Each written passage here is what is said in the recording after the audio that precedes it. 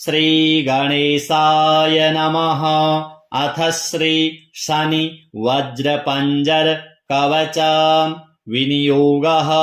ॐ अस्य श्री शनैश्चर वज्रपञ्जर कवचस्य कश्यप ऋषिः अनुष्टुप् छन्दः। श्री शनैश्चर देवता श्री शनैश्चर प्रीत्यर्थे जपे विनियोगः। ऋष्यादिन्यासः श्री कश्यप ऋषये नमः। शिरसि अनुष्टुप् छन्दसे नमः। मुखे श्री शनैश्चर देवतायै नमः। हृदि श्री शनैश्चर प्रीत्यर्थे जपे विनियोगाय नमः। सर्वाङ्गे ध्यानम्। नीलाम्बरो नीलवपुः किरीटी गृध्रस्थितस्त्राशकरो धनुष्मान् चतुर्भुजः सूर्यसुतः प्रसन्नः सदा मम स्यात् वरदः प्रशान्तः। शृणुध्वमृषयः सर्वे शनिपीडाहरं महत् कवचं शनिराजस्य शौरेरिदमनुत्तमम्। कवचं देवतावासं वज्रपञ्जरसंज्ञकम् शनैश्चर प्रीतिकरम् सर्वसौभाग्यदायकम्। ॐ श्री शनैश्चरः पातु भालं मे सूर्यनन्दनः। नेत्रे छायात्मजः पातु पातु कर्णौ यमानुजः। नासां वैवस्वतः पातु मुखं मे भास्करः सदा। स्निग्धकण्ठश्च मे कण्ठं भुजौ पातु महाभुजः। स्कन्धौ पातु शनिश्चैव करौ पातु शुभप्रदः। वक्षः पातु यमभ्राता कुक्षिं पात्वसितस्तथा। नाभिं ग्रहपतिः पातु मन्दः पातु कटिं तथा। ऊरू ममान्तकः पातु यमो जानुयुगं तथा। पादौ मन्दगतिः पातु सर्वाङ्गं पातु पिप्पलः। अङ्गोपाङ्गानि सर्वाणि रक्षेन्मे सूर्यनन्दनः। इत्येतत् कवचं दिव्यं पठेत् सूर्यसुतस्य यः। न तस्य जायते पीडा प्रीतो भवति सूर्यजः। व्ययजन्म द्वितीयस्थो मृत्युस्थानगतोऽपि वा कलत्रस्थो गतो वापि सुप्रीतस्तु सदा शनिः। अष्टमस्थे सूर्यसुते व्यये जन्म द्वितीयगे कवचं पठते नित्यं न पीडा जायते क्वचित्। इत्येतत् कवचं दिव्यं सौरेर्यन्निर्मितं पुरा। द्वादशाष्टमजन्मस्थ दोषान्नाशयते सदा। जन्मलग्नस्थितान् दोषान् सर्वान्नाशयते प्रभुः। अथ श्री नवग्रह कवचं। शिरो मे पातु मार्तण्डो कपालं रोहिणीपतिः। मुखमङ्गारकः पातु कण्ठश्च शशिनन्दनः। बुद्धिं जीवः सदा पातु हृदयं भृगुनन्दनः। जठरं च शनिः पातु जिह्वां मे दितिनन्दनः। पादौ केतुः सदा पातु वाराः सर्वाङ्गमेव च। तिथयोष्टौ दिशः पान्तु नक्षत्राणि वपुः सदा। अंशौ राशिः सदा पातु योगाश्च स्थैर्यमेव च। गुह्यं लिङ्गं सदा पान्तु सर्वे ग्रहाः शुभप्रदाः। अणिमादीनि सर्वाणि लभते यः पठेद् ध्रुवाम्। एतां रक्षां पठेद्यस्तु भक्त्या स प्रयतः सुधीः। सचिरायुः सुखी पुत्री रणे च विजयी भवेत्। अपुत्रो लभते पुत्रं धनार्थी धनमाप्नुयात्। दारार्थी लभते भार्यां सुरूपां सुमनोहरां रोगी रोगात् प्रमुच्येत बद्धो मुच्येत बन्धनात् जले स्थले चान्तरिक्षे कारागारे विशेषतः यः करे धारयेन्नित्यं भयं तस्य न विद्यते ब्रह्महत्यासुरापानं स्तेयं गुर्वङ्गनागमः सर्वपापैः प्रमुच्येत कवचस्य च धारणात् नारी वामभुजे धृत्वा सुखैश्वर्यसमन्विता काकवन्ध्या जन्मवन्ध्या मृतवत्सा च या भवेत् बहुवपत्या जीववत्सा कवचस्य प्रसादतः। अथ श्री हनुमत् अष्टाविंशति नाम स्तोत्र। ॐ हनुमान् अञ्जनासूनुः वायुपुत्रो महाबलः कपीन्द्रो पिङ्गलाक्षश्च लङ्काद्वीपभयङ्करः प्रभञ्जनसुतो वीरः सीताशोकविनाशकः अक्षहन्ता रामसखा रामकार्यधुरन्धरः महौषधगिरिर्हारी वानरप्राणदायकः वागीशतारकश्चैव मैनाकगिरिभञ्जनः निरञ्जनोजितक्रोधो कदलीवनसंवृतः ऊर्ध्वरेता महासत्त्वा सर्वमन्त्रप्रवर्तकः महालिङ्गप्रतिष्ठाता भाष्यकृत् जपतां वरः शिवध्यानपरो नित्यं शिवपूजापरायणः श्री शनि नवग्रह हनुमत् देवार्पणमस्तु।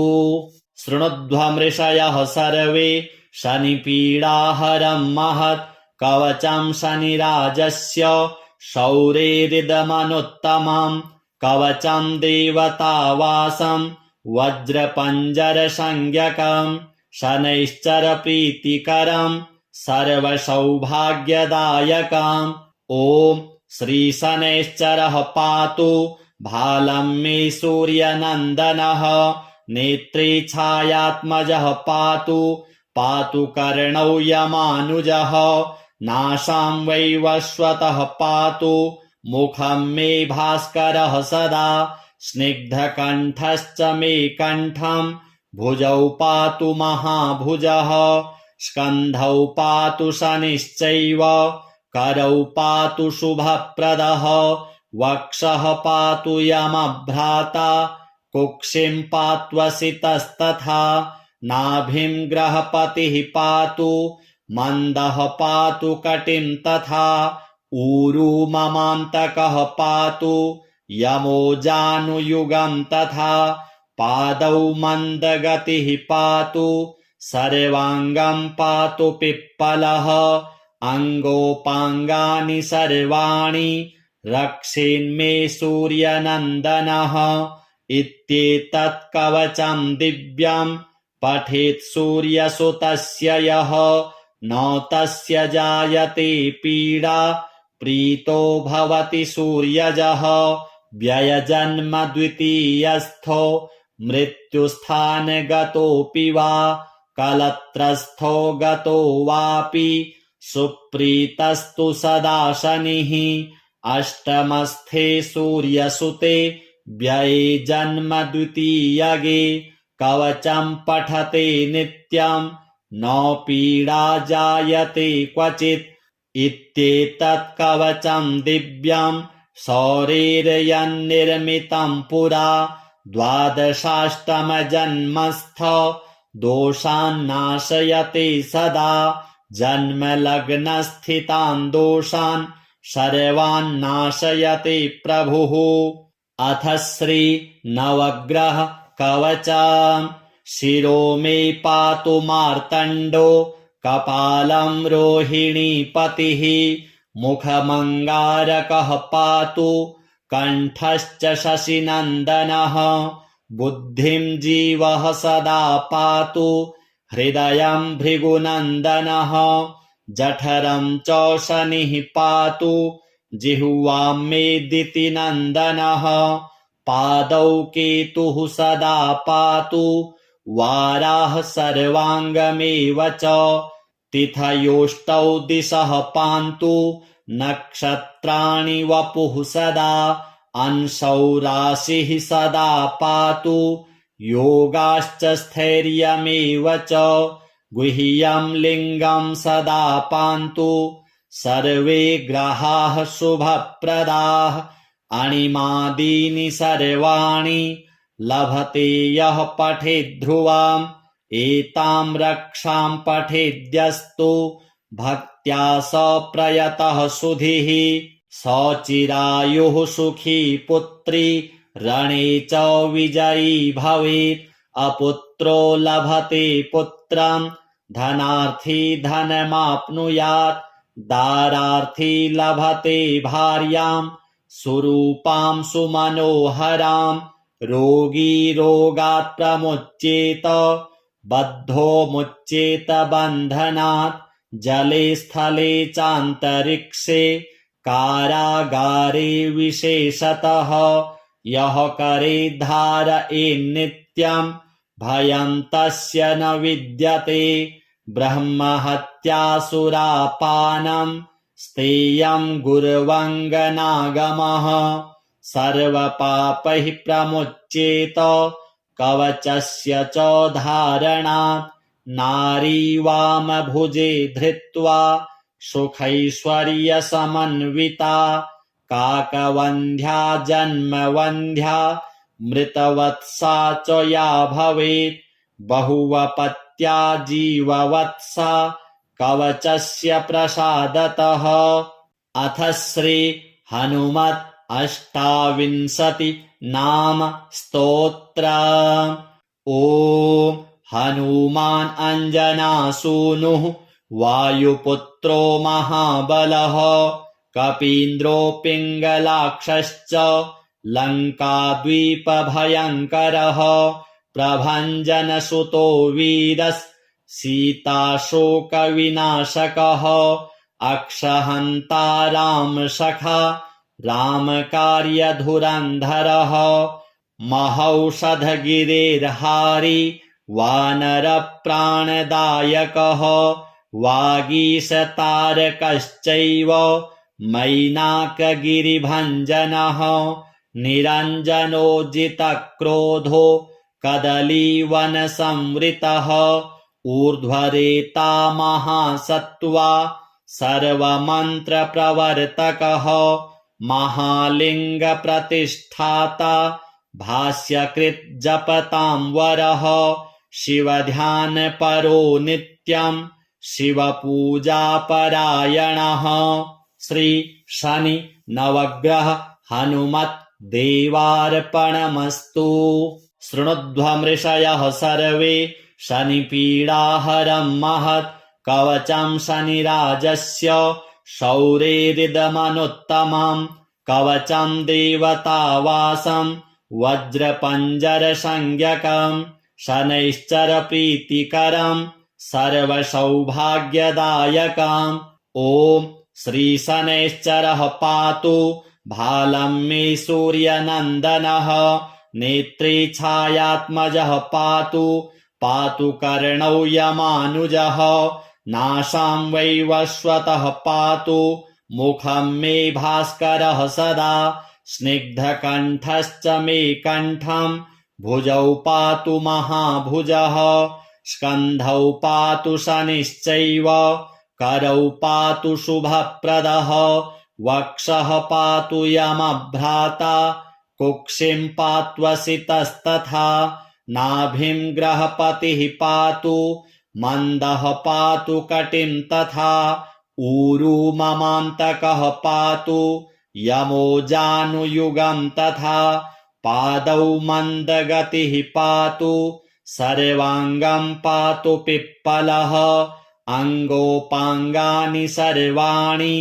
रक्षेन्मे सूर्यनन्दनः इत्येतत् कवचं दिव्यं पठेत् सूर्यसुतस्य यः न तस्य जायते पीडा प्रीतो भवति सूर्यजः व्ययजन्म द्वितीयस्थो मृत्युस्थानगतोऽपि वा कलत्रस्थो गतो वापि सुप्रीतस्तु सदा शनिः अष्टमस्थे सूर्यसुते व्यये जन्म द्वितीयगे कवचं पठते नित्यं न पीडा जायते क्वचित् इत्येतत् कवचं दिव्यं सौरेर्यन्निर्मितं पुरा द्वादशाष्टमजन्मस्थ दोषान्नाशयते सदा जन्मलग्नस्थितान् दोषान् सर्वान्नाशयते प्रभुः। अथ श्री नवग्रह कवचम् शिरो मे पातु मार्तण्डो कपालं रोहिणीपतिः मुखमङ्गारकः पातु कण्ठश्च शशिनन्दनः बुद्धिं जीवः सदा पातु हृदयं भृगुनन्दनः जठरं च शनिः पातु जिह्वां मे दितिनन्दनः पादौ केतुः सदा पातु वाराः सर्वाङ्गमेव च तिथयोष्टौ दिशः पान्तु नक्षत्राणि वपुः सदा अंशौ राशिः सदा पातु योगाश्च स्थैर्यमेव च गुह्यं लिङ्गं सदा पान्तु सर्वे ग्रहाः शुभप्रदाः अणिमादीनि सर्वाणि लभते यः पठेत् ध्रुवाम् एतां रक्षां पठेद्यस्तु भक्त्या स प्रयतः सुधिः सचिरायुः सुखी पुत्री रणे च विजयी भवेत् अपुत्रो लभते पुत्रं धनार्थी धनमाप्नुयात् दारार्थी लभते भार्यां सुरूपां सुमनोहरां रोगी रोगात् प्रमुच्येत बद्धो मुच्येत बन्धनात् जले स्थले चान्तरिक्षे कारागारे विशेषतः यः करे धारयेन्नित्यं भयं तस्य न विद्यते ब्रह्महत्यासुरापानं स्तेयं गुर्वङ्गनागमः सर्वपापैः प्रमुच्येत कवचस्य च धारणात् नारी वामभुजे धृत्वा सुखैश्वर्यसमन्विता काकवन्ध्या जन्मवन्ध्या मृतवत्सा च या भवेत् बहुवपत्या जीववत्सा कवचस्य प्रसादतः। अथ श्री हनुमत् अष्टाविंशति नाम स्तोत्र। ॐ हनुमान् अञ्जनासूनुः वायुपुत्रो महाबलः कपीन्द्रो पिङ्गलाक्षश्च लङ्काद्वीपभयङ्करः प्रभञ्जनसुतो वीरः सीताशोकविनाशकः अक्षहन्ता रामसखा रामकार्यधुरन्धरः महौषधगिरेर्हारी वानरप्राणदायकः वागीशतारकश्चैव मैनाकगिरिभञ्जनः निरञ्जनोजितक्रोधो कदलीवनसंवृतः ऊर्ध्वरेता महासत्त्वा सर्वमन्त्रप्रवर्तकः महालिङ्गप्रतिष्ठाता भाष्यकृत् जपतां वरः शिवध्यानपरो नित्यं शिवपूजापरायणः श्री शनि नवग्रह हनुमत् देवार्पणमस्तु। शृणुध्वमृषयः सर्वे शनिपीडाहरं महत् कवचं शनिराजस्य शौरेरिदमनुत्तमं कवचं देवतावासं वज्रपञ्जरसंज्ञकं शनैश्चरप्रीतिकरं सर्वसौभाग्यदायकम् ॐ श्रीशनैश्चरः पातु भालं मे सूर्यनन्दनः नेत्रे छायात्मजः पातु कर्णौ यमानुजः नासां वैवस्वतः पातु मुखं मे भास्करः सदा स्निग्धकण्ठश्च मे कण्ठं भुजौ पातु महाभुजः स्कन्धौ पातु शनिश्चैव करौ पातु शुभप्रदः वक्षः पातु यमभ्राता कुक्षिं पात्वसितस्तथा नाभिं ग्रहपतिः पातु मन्दः पातु कटिं तथा ऊरू ममान्तकः पातु यमो जानुयुगं तथा पादौ मन्दगतिः पातु सर्वाङ्गं पातु पिप्पलः अङ्गोपाङ्गानि सर्वाणि रक्षेन्मे सूर्यनन्दनः इत्येतत् कवचं दिव्यं पठेत् सूर्यसुतस्य यः न तस्य जायते पीडा प्रीतो भवति सूर्यजः व्ययजन्म द्वितीयस्थो मृत्युस्थानगतोऽपि वा कलत्रस्थो गतो वापि सुप्रीतस्तु सदा शनिः अष्टमस्थे सूर्यसुते व्यये जन्म द्वितीयगे कवचं पठते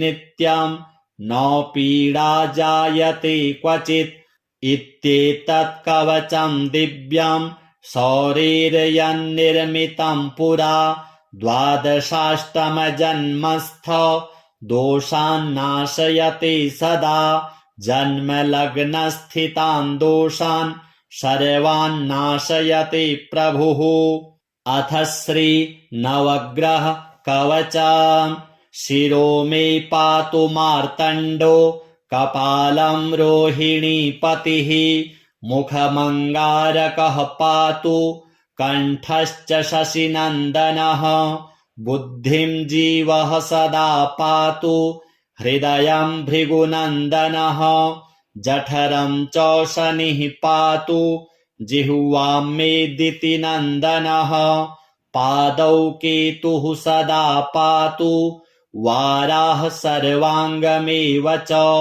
तिथयोष्टौ दिशः पान्तु नक्षत्राणि वपुः सदा अंशौ राशिः सदा पातु योगाश्च स्थैर्यमेव च गुह्यं लिङ्गं सदा पान्तु सर्वे ग्रहाः शुभप्रदाः अणिमादीनि सर्वाणि लभते यः पठेद् ध्रुवाम् एतां रक्षां पठेद्यस्तु भक्त्या स प्रयतः सुधिः सचिरायुः सुखी पुत्री रणे च विजयी भवेत् अपुत्रो लभते पुत्रं धनार्थी धनमाप्नुयात् दारार्थी लभते भार्यां सुरूपां सुमनोहरां रोगी रोगात् प्रमुच्येत बद्धो मुच्येत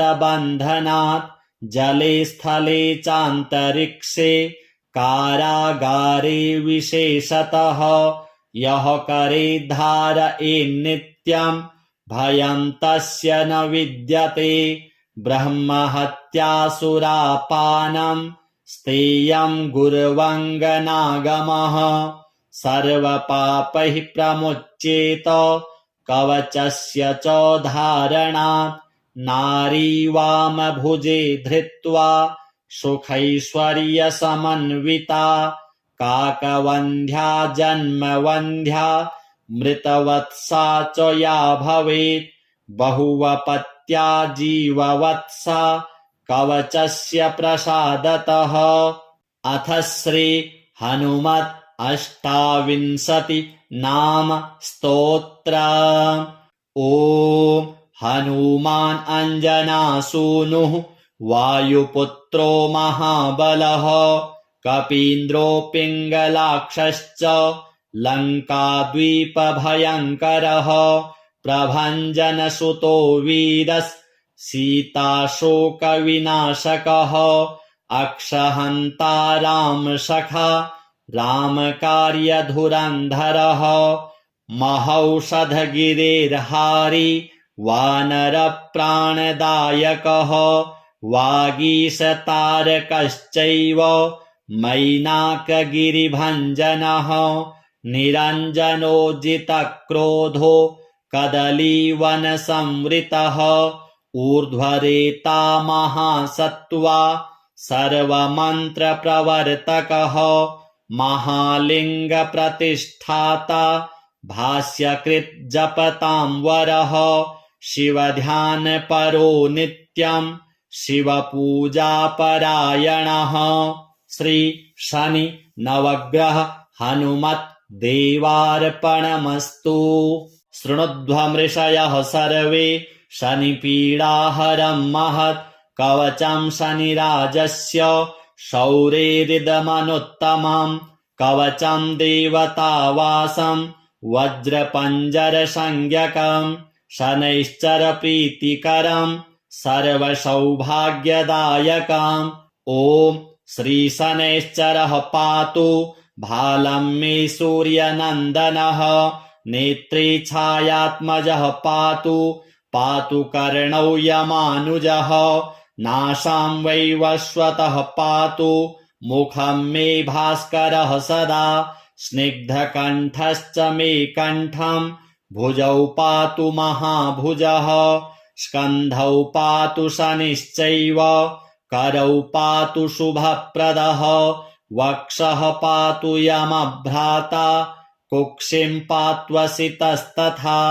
नाभिं ग्रहपतिः पातु मन्दः पातु कटिं तथा ऊरू ममान्तकः पातु यमो जानुयुगं तथा पादौ मन्दगतिः पातु सर्वाङ्गं पातु पिप्पलः अङ्गोपाङ्गानि सर्वाणि रक्षेन्मे सूर्यनन्दनः इत्येतत् कवचं दिव्यं पठेत् सूर्यसुतस्य यः न तस्य जायते पीडा प्रीतो भवति सूर्यजः व्ययजन्म द्वितीयस्थो मृत्युस्थानगतोऽपि वा कलत्रस्थो गतो वापि सुप्रीतस्तु सदा शनिः अष्टमस्थे सूर्यसुते व्यये जन्म द्वितीयगे कवचं पठते नित्यं न पीडा जायते क्वचित् इत्येतत् कवचं दिव्यं सौरेर्यन्निर्मितं पुरा द्वादशाष्टमजन्मस्थ दोषान्नाशयते सदा जन्मलग्नस्थितान् दोषान् सर्वान्नाशयते प्रभुः।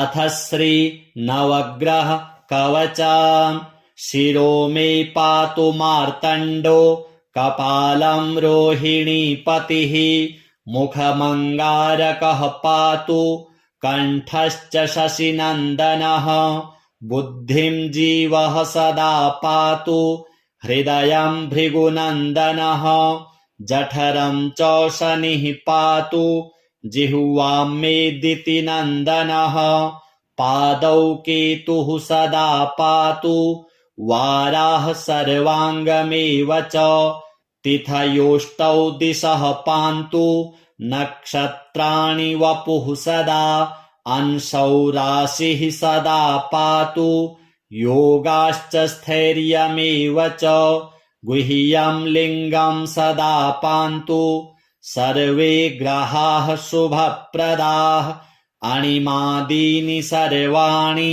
लभते यः पठेत् ध्रुवाम् एतां रक्षां पठेद्यस्तु भक्त्या स प्रयतः सुधिः सचिरायुः सुखी पुत्री रणे च विजयी भवेत् अपुत्रो लभते पुत्रं धनार्थी धनमाप्नुयात् दारार्थी लभते भार्यां सुरूपां सुमनोहरां रोगी रोगात् प्रमुच्येत बद्धो मुच्येत बन्धनात् जले स्थले चान्तरिक्षे कारागारे विशेषतः यः करे धारयेन्नित्यम् भयं तस्य न विद्यते ब्रह्महत्यासुरापानं स्तेयं गुर्वङ्गनागमः सर्वपापैः प्रमुच्येत कवचस्य च धारणात् नारीवामभुजे धृत्वा सुखैश्वर्यसमन्विता काकवन्ध्या जन्मवन्ध्या मृतवत्सा च या भवेत् बहुवपत्या जीववत्सा कवचस्य प्रसादतः। अथ श्री हनुमत् अष्टाविंशति नाम स्तोत्र। ॐ हनुमान् अञ्जनासूनुः वायुपुत्रो महाबलः कपीन्द्रो पिङ्गलाक्षश्च लङ्काद्वीपभयङ्करः प्रभञ्जनसुतो वीरः सीताशोकविनाशकः अक्षहन्ता रामसखा रामकार्यधुरन्धरः महौषधगिरिर्हारी वानरप्राणदायकः वागीशतारकश्चैव मैनाकगिरिभञ्जनः निरञ्जनोजितक्रोधो कदलीवनसंवृतः ऊर्ध्वरेता महासत्त्वा सर्वमन्त्रप्रवर्तकः महालिङ्गप्रतिष्ठाता भाष्यकृज्जपतां वरः शिवध्यानपरो नित्यं शिवपूजापरायणः श्री शनि नवग्रह हनुमत् देवार्पणमस्तु। शृणुध्वमृषयः सर्वे शनिपीडाहरं महत् कवचं शनिराजस्य शौरेरिदमनुत्तमं कवचं देवतावासं वज्रपञ्जरसंज्ञकं शनैश्चरप्रीतिकरं सर्वसौभाग्यदायकम्। ॐ श्रीशनैश्चरः पातु भालं मे सूर्यनन्दनः नेत्रे छायात्मजः पातु पातु कर्णौ यमानुजः नासां वैवस्वतः पातु मुखं मे भास्करः सदा स्निग्धकण्ठश्च मे कण्ठं भुजौ पातु महाभुजः स्कन्धौ पातु शनिश्चैव करौ पातु शुभप्रदः वक्षः पातु यमभ्राता कुक्षिं पात्वसितस्तथा नाभिं ग्रहपतिः पातु मन्दः पातु कटिं तथा ऊरू ममान्तकः पातु यमो जानुयुगं तथा पादौ मन्दगतिः पातु सर्वाङ्गं पातु पिप्पलः अङ्गोपाङ्गानि सर्वाणि रक्षेन्मे सूर्यनन्दनः इत्येतत् कवचं दिव्यं पठेत् सूर्यसुतस्य यः न तस्य जायते पीडा प्रीतो भवति सूर्यजः व्ययजन्म द्वितीयस्थो मृत्युस्थानगतोऽपि वा कलत्रस्थो गतो वापि सुप्रीतस्तु सदा शनिः अष्टमस्थे सूर्यसुते व्यये जन्म द्वितीयगे कवचं पठते नित्यं न पीडा जायते क्वचित् इत्येतत् कवचं दिव्यं सौरेर्यन्निर्मितं पुरा द्वादशाष्टमजन्मस्थ दोषान्नाशयते सदा जन्मलग्नस्थितान् दोषान् सर्वान्नाशयते प्रभुः। अथ श्री नवग्रह कवचम् शिरो मे पातु मार्तण्डो कपालं रोहिणीपतिः मुखमङ्गारकः पातु कण्ठश्च शशिनन्दनः बुद्धिं जीवः सदा पातु हृदयं भृगुनन्दनः जठरं च शनिः पातु जिह्वां मेदितिनन्दनः पादौ केतुः सदा पातु वाराः सर्वाङ्गमेव च तिथयोष्टौ दिशः पान्तु नक्षत्राणि वपुः सदा अंशौ राशिः सदा पातु योगाश्च स्थैर्यमेव च गुह्यं लिङ्गं सदा पान्तु सर्वे ग्रहाः शुभप्रदाः अणिमादीनि सर्वाणि लभते यः पठेद् ध्रुवाम् एतां रक्षां पठेद्यस्तु भक्त्या स प्रयतः सुधीः स चिरायुः सुखी पुत्री रणे च विजयी भवेत् अपुत्रो लभते पुत्रं धनार्थी धनमाप्नुयात् दारार्थी लभते भार्यां सुरूपां सुमनोहरां रोगी रोगात् प्रमुच्येत बद्धो मुच्येत बन्धनात् जले स्थले चान्तरिक्षे कारागारे विशेषतः यः करे धारयेन्नित्यं भयं तस्य न विद्यते ब्रह्महत्यासुरापानं स्तेयं गुर्वङ्गनागमः सर्वपापैः प्रमुच्येत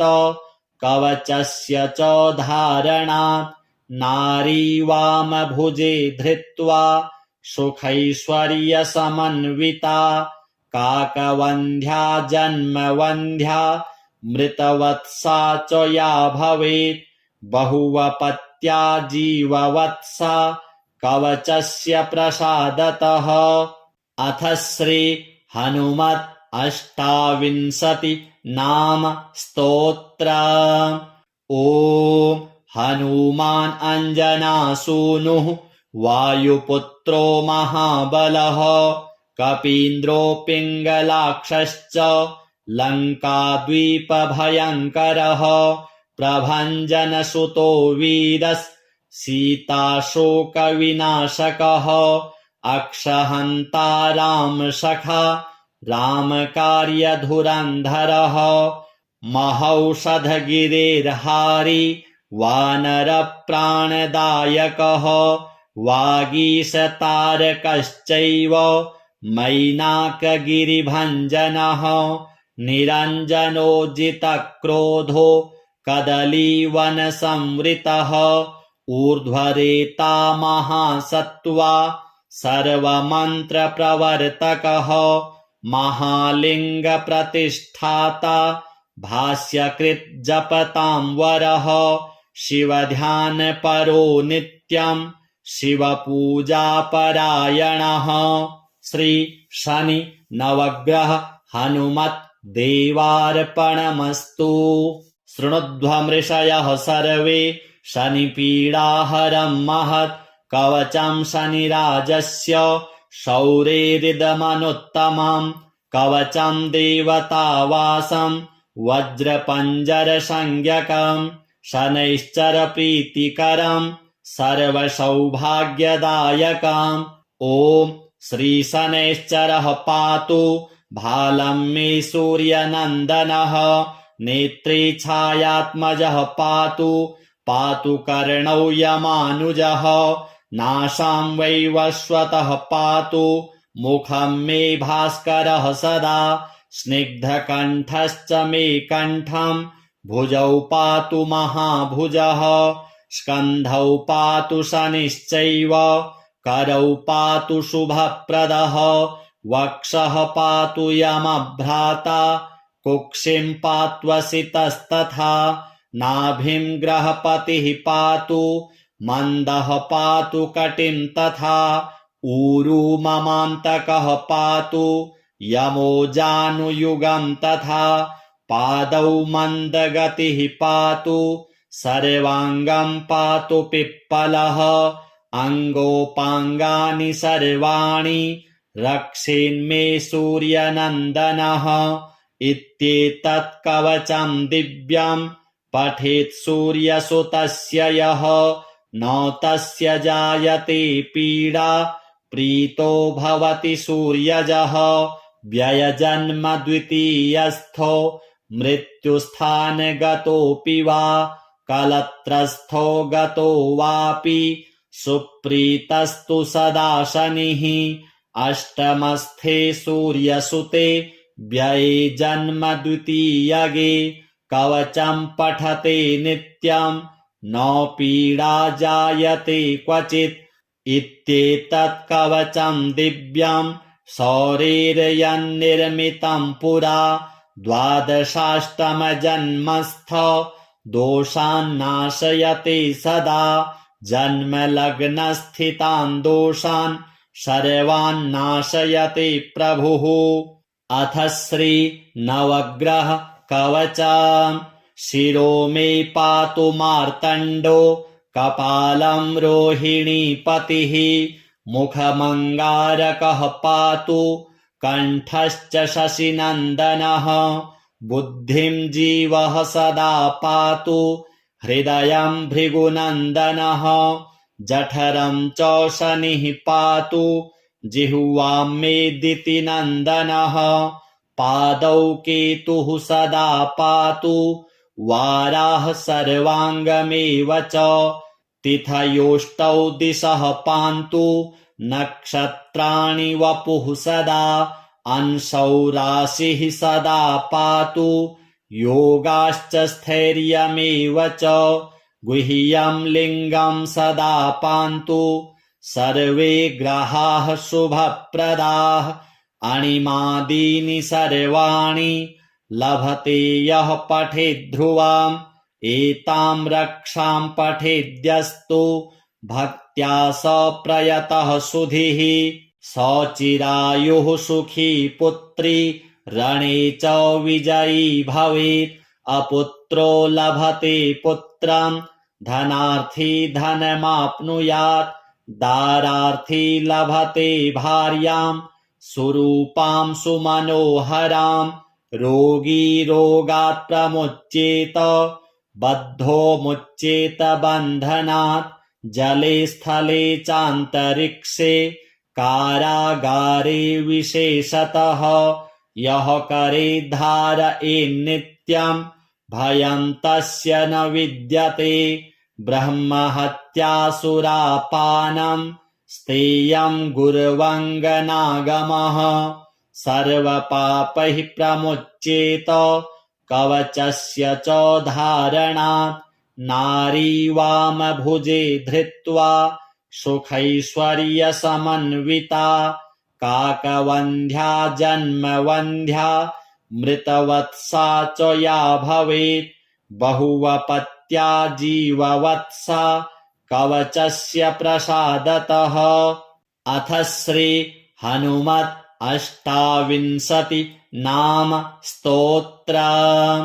ॐ हनुमान् अञ्जनासूनुः वायुपुत्रो महाबलः कपीन्द्रो पिङ्गलाक्षश्च लङ्काद्वीपभयङ्करः प्रभञ्जनसुतो वीरः सीताशोकविनाशकः अक्षहन्ता रामसखा रामकार्यधुरन्धरः महौषधगिरेर्हारी वानरप्राणदायकः वागीशतारकश्चैव मैनाकगिरिभञ्जनः निरञ्जनोजितक्रोधो कदलीवनसंवृतः ऊर्ध्वरेता महासत्त्वा सर्वमन्त्रप्रवर्तकः महालिङ्गप्रतिष्ठाता भाष्यकृत् जपतां वरः शिवध्यानपरो नित्यं शिवपूजापरायणः श्री शनि नवग्रह हनुमत् देवार्पणमस्तु। शृणुध्वमृषयः सर्वे शनिपीडाहरं महत् कवचं शनिराजस्य शौरेरिदमनुत्तमं कवचं देवतावासं वज्रपञ्जरसंज्ञकम् शनैश्चरप्रीतिकरम् सर्वसौभाग्यदायकम्। ॐ श्रीशनैश्चरः पातु भालं मे सूर्यनन्दनः। नेत्रे छायात्मजः पातु पातु कर्णौ यमानुजः। नासां वैवस्वतः पातु मुखं मे भास्करः सदा। स्निग्धकण्ठश्च मे कण्ठम् भुजौ पातु महाभुजः। स्कन्धौ पातु शनिश्चैव करौ पातु शुभप्रदः। वक्षः पातु यमभ्राता कुक्षिं पात्वसितस्तथा। नाभिं ग्रहपतिः पातु मन्दः पातु कटिं तथा। ऊरू ममान्तकः पातु यमो जानुयुगं तथा। पादौ मन्दगतिः पातु सर्वाङ्गं पातु पिप्पलः। अङ्गोपाङ्गानि सर्वाणि रक्षेन्मे सूर्यनन्दनः। इत्येतत् कवचं दिव्यं पठेत् सूर्यसुतस्य यः। न तस्य जायते पीडा प्रीतो भवति सूर्यजः। व्ययजन्म द्वितीयस्थो मृत्युस्थानगतोऽपि वा कलत्रस्थो गतो वापि सुप्रीतस्तु सदा शनिः। अष्टमस्थे सूर्यसुते व्यये जन्म द्वितीयगे कवचं पठते नित्यं न पीडा जायते क्वचित्। इत्येतत् कवचं दिव्यं सौरेर्यन्निर्मितं पुरा। द्वादशाष्टमजन्मस्थ दोषान्नाशयते सदा। जन्मलग्नस्थितान् दोषान् सर्वान्नाशयते प्रभुः। अथ श्री नवग्रह कवचम्। शिरो मे पातु मार्तण्डो कपालं रोहिणीपतिः। मुखमङ्गारकः पातु कण्ठश्च शशिनन्दनः। बुद्धिं जीवः सदा पातु हृदयं भृगुनन्दनः। जठरं च शनिः पातु जिह्वां मे दितिनन्दनः। पादौ केतुः सदा पातु वाराः सर्वाङ्गमेव च। तिथयोष्टौ दिशः पान्तु नक्षत्राणि वपुः सदा। अंशौ राशिः सदा पातु योगाश्च स्थैर्यमेव च। गुह्यं लिङ्गं सदा पान्तु सर्वे ग्रहाः शुभप्रदाः। अणिमादीनि सर्वाणि लभते यः पठेद् ध्रुवाम्।